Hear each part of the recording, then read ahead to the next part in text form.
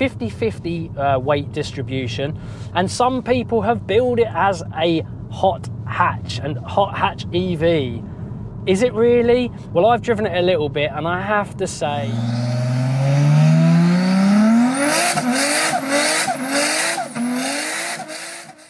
hi guys, Alex Peak Performance Reviews. Welcome to another vlog and welcome to another car review.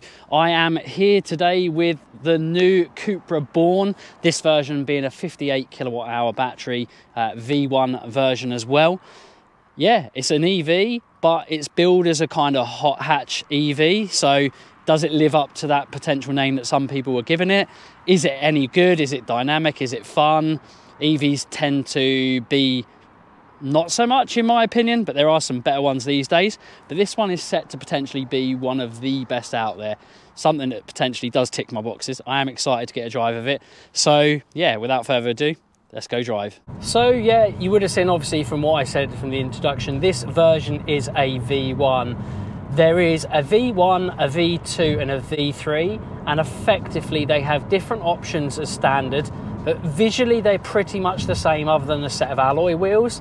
The V1 being this one has the 18-inch alloy option, and then the V2 has a 19-inch and the V3 has a 20-inch. And they do have a little tiny bit more standard equipment on the V2s and the V3s, but you can get obviously some tech packs, which this one has got, that can bolster it up and make the V1 potentially be really, really good and a good prospect, certainly for the cost of what it costs in its entirety. Like I say, V2s and the V3s have this standard heads-up display, which is quite nice. I've driven one with and driven one without. I wouldn't say it'd be anything that I'd be that fussed about if I didn't have it. It's kind of almost got a 3D augmented reality type heads-up display. It does work well, but like I say, I wouldn't worry too much if I didn't have that. This V1 has the tech pack medium. They call it a medium and an L. There's no small, there's a medium and an L, medium and large. The medium has lots of different kind of good things like, you know, heated steering wheel and all techie things like, you know, self-driving to some extent, the adaptive cruise control. And the L pack has the self-parking mode, which I have to say I haven't used yet, but I'm going to. The people at Cupra told me if you do that self-parking mode, it will be the slowest parking or parallel park you'll ever do, but it'll also be the most accurate parking you'll ever do as well. Fundamentally, the most important things I want to kind of know is how good this car drives. Obviously, it's a full electric car. There's hardly any sound other than the haptic touch buttons and the touchscreen buttons that you'll hear tapping away as I adjust settings and kind of sports settings, so to speak. But effectively, it is a really, really comfortable drive. In essence, there is 3 different dry modes in this version. The e-boost versions have a little button on the steering wheel, which this one doesn't have, a little round button that gives you an e-electric boost of about kind of, I think, 15 to 20 horsepower. I'll correct myself if I'm wrong in the bio on the screen now. And you press and hold it, and then it gets activated for a certain amount of time, and then it gives you a bit of extra kind of boost effectively, or extra electric energy, which gives you probably that slight bit of accelerative performance over, you know, ones that haven't got it. I have had a car with it on and you can't really feel it that much, if I'm honest. From what I hear, strangely, some people say the 18-inch alloy car is actually nearly as quick as the ones with more performance with a bigger alloy. There's more rotational mass, they're no lighter. If anything, they only get heavier as they have more tyre and more alloy. So apparently the 18-inch, if you want efficiency and accelerative performance to some extent, the 18 negates the performance benefits of the ones that have a little bit more power, the 78 kilowatt an hour batteries. This one has a 58 kilowatt an hour battery, so circa 200 horsepower. The 78 kilowatt ones with e-boost have circa 230 horsepower. And like I say, from driving both, to me they don't feel any slower. Certainly in this 18-inch V1 model, it doesn't feel any quicker. But I am going to test the 0-60 for you guys actually today to let you know how I found the accelerative performance from 0 to 60. So I'm going to do a 0 to 60 on my draggy box, performance box, so see what the book figures, how far close we can get to the book figures. Book figures are between 7.3 and 7.1, depending on where you look. So yeah, it'd be interesting to see if we can get that or a little bit better. I've seen that some manufacturers have been lying and you can get a little bit quicker, but we'll see. It'd be lovely to see if it can get in the 6s, because then it would make for a reasonably brisk car. Like I say, let's go back onto the 3 effective modes you've got. You've got range, comfort and performance. Now, in the different settings, obviously range is going to be the one that gives you the best mileage. Comfort is going to be your happy medium between a bit of sporty feel and range. And the performance mode is going to give you the most. It's going to give you the maximum. It's going to be the most fun. You can also put it on an individual mode, which I do love. And if you do put it on individual mode, you will see the things that can be changed. So I have got my individual mode on everything comfort apart from the steering being on performance, because I don't know how you feel, but I always like there to be a lot of feedback. I like the weight to be heavy, and that normally comes with a car being a performance orientated vehicle. Race cars tend to have heavy, you know, almost non-assisted feel, and it's so you get that feedback and response, which you probably can see from the movement of how actually quick the rack is on performance. Really, really good. If I turn that off and go to comfort, I can tell you personally, the steering weight is definitely lighter and a little more lifeless, but actually even on comfort it does feel quite nice. It's what I do like about this car. Considering it's an EV, they often have very little feel on the electronic rack, but this actually does have a lot of feel. But you can change the steering feel, the engine, it says engine, which is basically engine's responsiveness almost.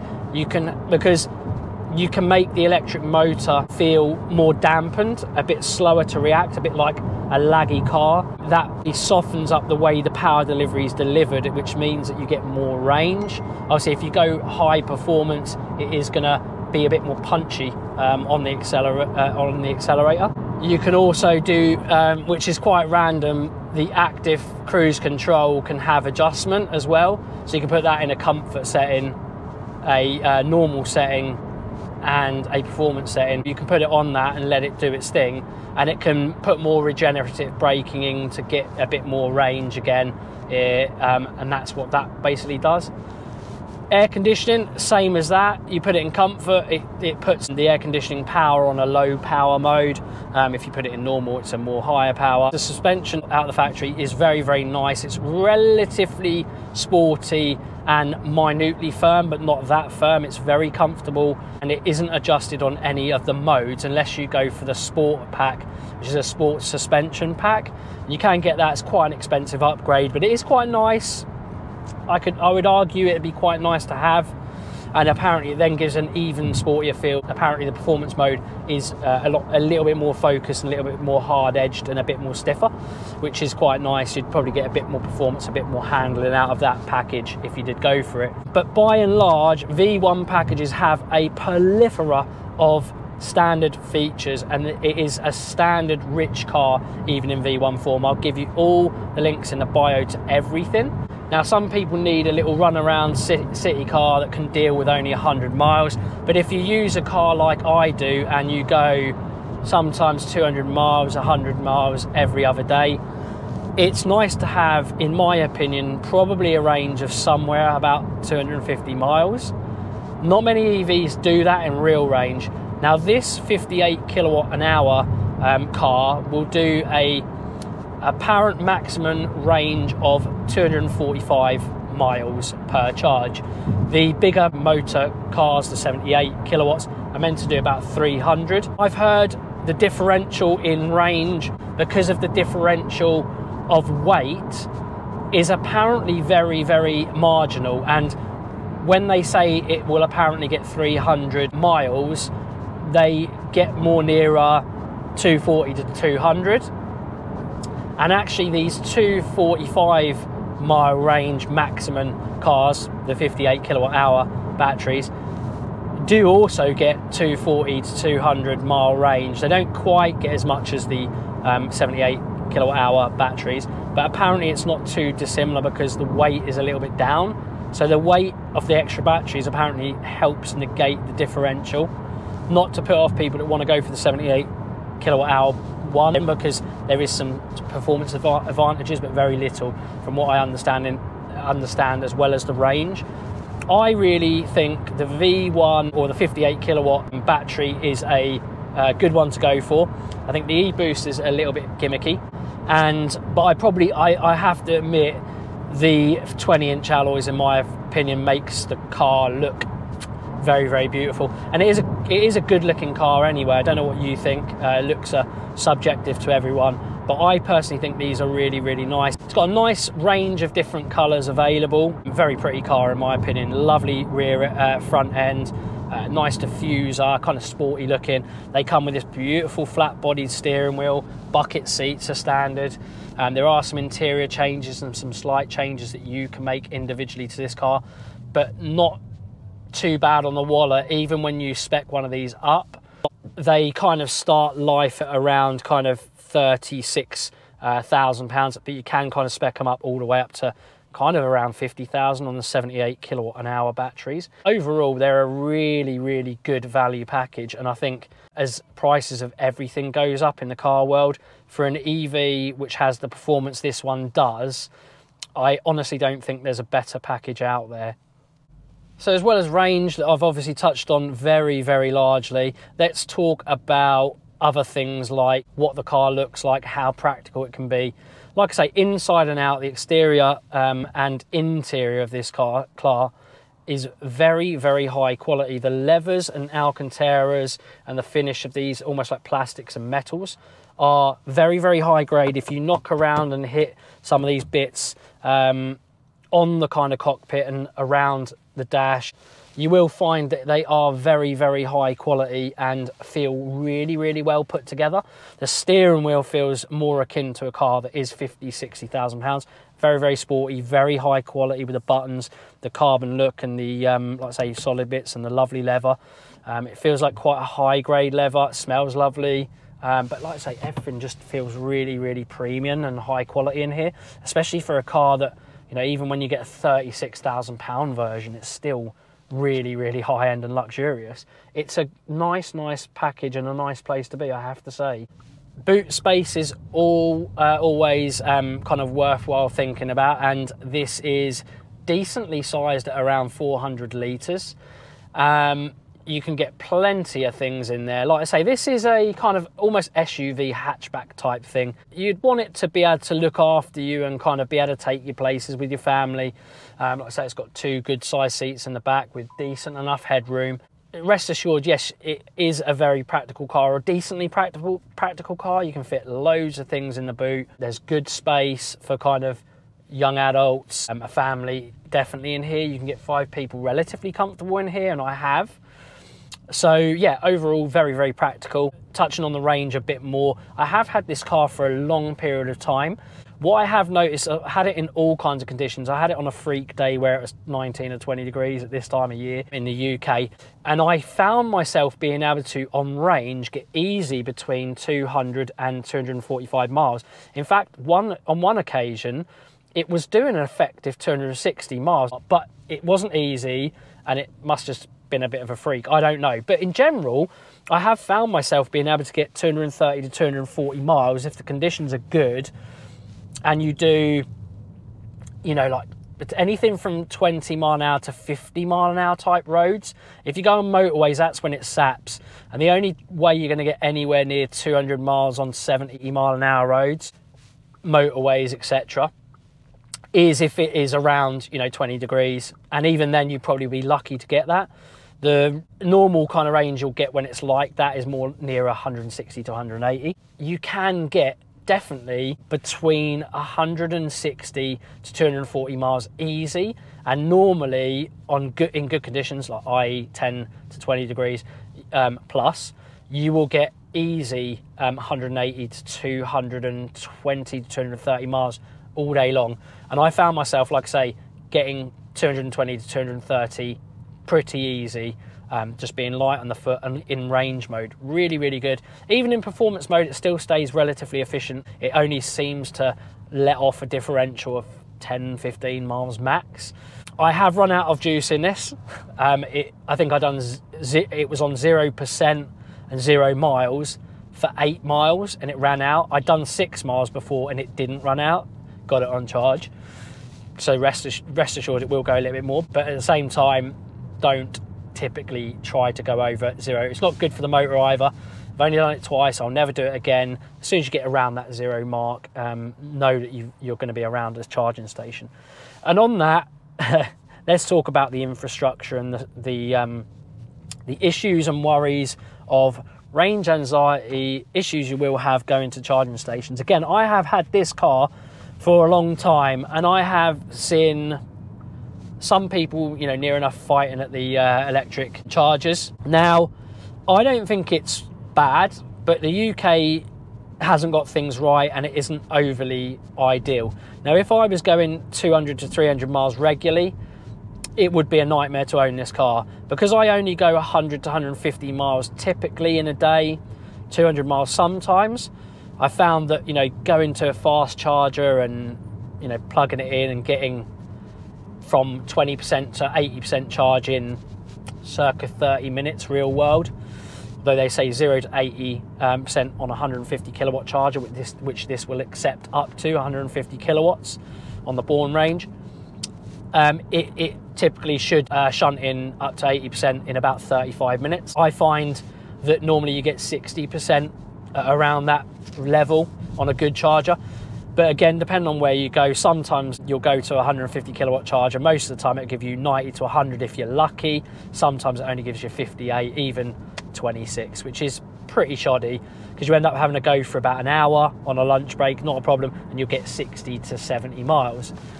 Most of the time that will near enough get you home, but owning an EV, you have to think about that. If you're going long journeys, for me, it's still a no-no, unless you've got an EV that has a 400-mile range with a real range of circa 300.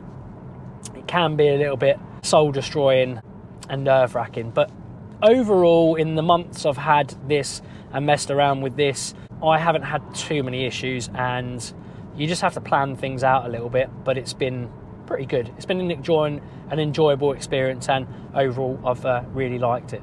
But enough about that. Let's go on to the performance and how the car drives. So yeah, performance will come in the form of accelerative performance. Top speed is limited to 100 mile an hour, so we're not going to get overly excited with that. And to be fair, you can't speed really, or shouldn't most of the time, over that amount anyway. But let's see what this feels like. It's got McPherson struts up front, as well as multi-link suspension on the rear. So it should be really good. 50-50 weight distribution. And some people have billed it as a hot hatch and hot hatch EV.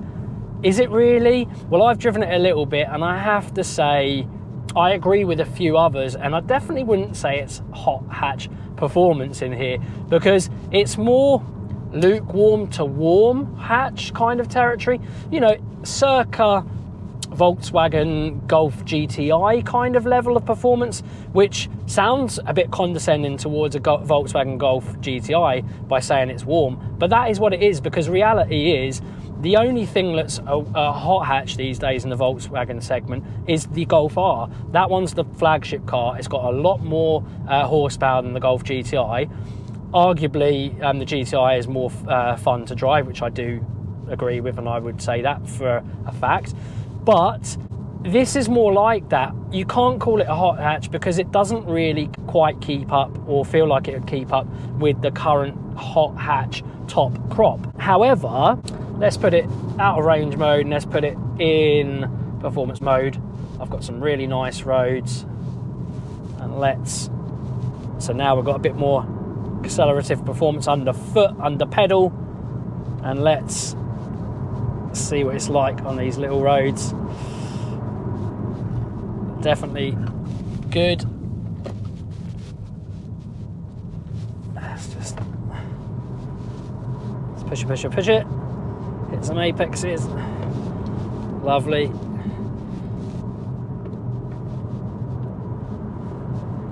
Let the car do its talking. Let's see what it feels like. Get the braking done. We've got a little wet patch here, so we're a bit careful.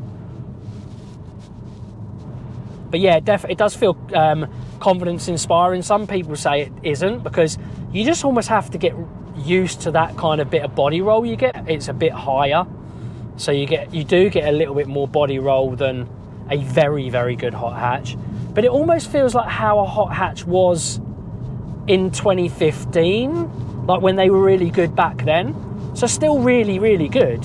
And that's why I say it feels warm hatch like, because it's really good, but it's not quite 2023 hot hatch good. But it's damn good. I'll give it that. You can certainly feel that it's 50-50 weight distribution. You can feel the car feels very balanced, very neutral most of the time. But you can invoke it to be playful when you turn the traction control off. There is a little bit of impedance. You can feel that the car, you know, still wants to kind of stop itself a little bit by not giving you everything. It reins it in. It still has some traction control there, but let's really rattle it on a bit more now. Get the braking done. Obviously on the performance side of things, so yeah, we're getting a little bit of tiny bit of understeer, a little bit of push from the front, but it really does handle well, I have to say, like really well, really, really well. And it definitely doesn't feel like some boring safe EV. It just feels like a safe but fun, darty little car. And these only have little like comfort kind of eco tyres on it as well. I think if you put a set of sportier tyres on this, it would be even sharper.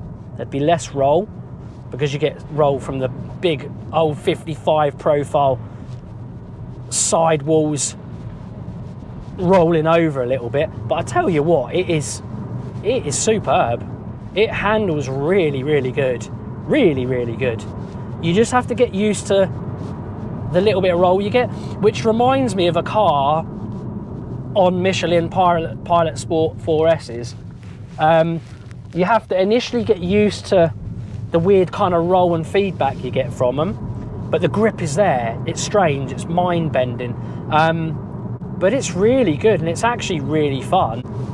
Talking about brakes, they're quite big brakes. They're about 340mm on these, and they actually, I've heard a few people talk about these brakes saying that they're really not good, but they are. They're very good. Once you get them warm, if anything, they really do. They do brake well. You have to get used to them though. Most EVs have this thing where the car's doing this regenerative braking thing, so it kind of, you can turn it off as such. You can drive it in the D mode, which is a normal standard mode. At free wheels, it doesn't have brake regen. Or you can put it in B, which is Born mode, and that does all the regen at its strongest performance. But the brakes are really good. They kind of have they need a bit of push before you get any feel. So they're not very responsive. They need a lot of feel and push and hard effort before you actually get any brake force. But once you do that, they're really good. They are really, really good. And if you really, really push the car on, it doesn't feel like it's going to fade. Now, it's not like I'm taking it around circuit, although I have seen a publication take the Born out on circuit, and they weren't complaining about getting any fade. So it feels as though the brake system is really ample and very decent for the performance. Let's give it again another little push. Let's give it a little squeeze. Very good in the rain as well, I can tell you that. Nothing scary or horrid about this car's feel in the rain. Snow as well, I've had it in, sleet, ice. It's very sure-footed and very confidence-inspiring there. Yes, you get that little bit of body roll from a high-up car, but overall, it's just really good, and it's a very fun, enjoyable car to drive, and there is really decent grip levels on this. Yeah, it's awesome. Let's go and do a 0 to 60 test. pretty poor, that feels. I don't know, that did not feel good. Okay, we've done one, and the first one was 6.95. So I'm actually quite pleased with that. Like I say, these are meant to do 7.1 to 7.3 0 to 60. So pretty decent, to be fair. Right, let's go for another 0 to 60. Let's see what we can do. Let's go. That felt a bit better. Go on, go on, go on, go on. Come on. Felt better. Yes! We managed 0 to 60 in 6.0 seconds. I'm going to take that. I'm not going to go again. I weirdly think we possibly could get that in the 5. I mean, it wouldn't get no better than that. There was no traction issues whatsoever. It was minusculely downhill, and yeah, 0 to 60 in 6.0 seconds. Happy days, can't complain. Yeah, let's go through a bit more about the fundamental technology on this car and what I think of the infotainment system. So yeah, like I said, there is some haptic touch buttons, and when I say haptic touch buttons, I remember the new gen Golf are very much like that, and I have to say, overall, I find myself not touching them. And the reason why I find myself not touching them is because you don't have to. They are kind of there to be fast touch buttons for, you know, things like the heating, which obviously you do want on the touch, but I find them so fiddly and absolute SHI, you know the rest, that I absolutely hate using them. You've got these ones over the right hand side and they're okay. They seem to press really, really good on this little section just over on the right hand side. They work quite nicely there for the fog lights and the rear lights, etc. But the haptic touch buttons on the fan and the haptic touch buttons on the steering wheel, hit and miss. You can accidentally touch them when you're on the steering wheel if you're being a bit lazy and having your hands a bit too low anyway, not where the notches almost are. But I don't find myself doing it too much, but it's still annoying. I just don't like haptic touch buttons. But the infotainment system in general is definitely better than the ID3. In general, the infotainment system works very well. It's very intuitive. It's fairly quick to the touch. You can see the response of the screen is really actually quite nice. And overall, it's well laid out, thought after, and decent. It works very, very well. Would I like a few physical buttons like the Kia EV6 range cars? Yes, absolutely, for things like maybe the heating, definitely. But a few touches to get into, you know, your climate settings, the heated steering wheel, etc., is really quite nicely laid out and very easy. And in general, the infotainment system is very, very good. Overall, very, very happy with the interior, the fit, the finish, and the quality of the infotainment system. So it's a very good car all round.